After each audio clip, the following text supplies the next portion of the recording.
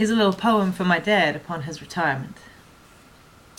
It was always 3 against 1 in the car, as my father abruptly turns the steering wheel and veers off down some obscure gravel path halfway through a family drive. 3 hours to go, 2 tired girls, 1 long-suffering, road-weary wife. We are apparently having the time of our life. We already know the answer, but ask that one-word question just the same. For every why comes the ever-steadfast reply, to see what is there. My sister and I protest loudly, while my mother shoots my father that glance, which years later I will learn to interpret as, we are going to have a discussion about this later. But 9 times out of 10, my protest is purely lip service. For I know that once we have strayed what my father considers a sufficient way down that country lane, and once we have walked deep into the bush, we will find a perfect spot and we will build ourselves a hut.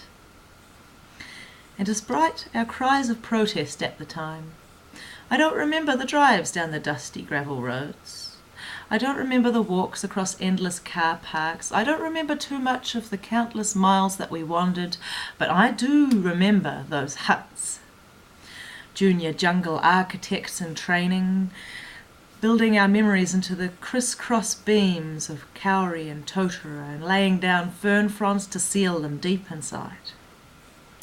And sometimes while we are busy erecting our temples of imagination, Dad would spy a pretty rock which he says is winking at him.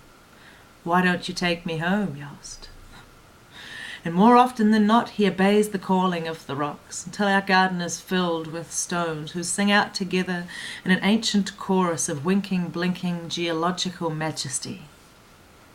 A good friend of mine said to me recently, "You know what I like about you, Ellie, is that you are a doer. You don't just talk about doing things, you actually go out and you do them. In a world where talk is cheap, you, my friend, are a doer."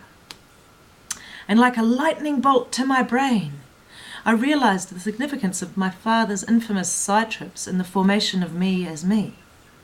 And while these days, though I myself grow bored sitting still, Dad still teaches me a thing or two about the importance of being a doer.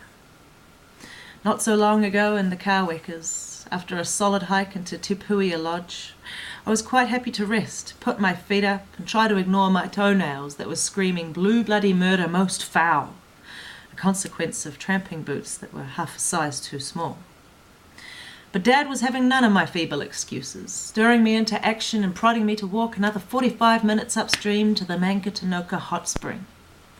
And there, amongst steam rising through the New Zealand bush, I watched my dad splashing about wildly, with joyous childlike abandon and a twinkle in his eye.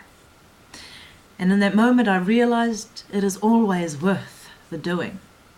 For memories record no pain. No, my memories only remember the gain. As I walk barefoot back from the hot spring, I notice a tiny forest guardian of a fantail is following my dad.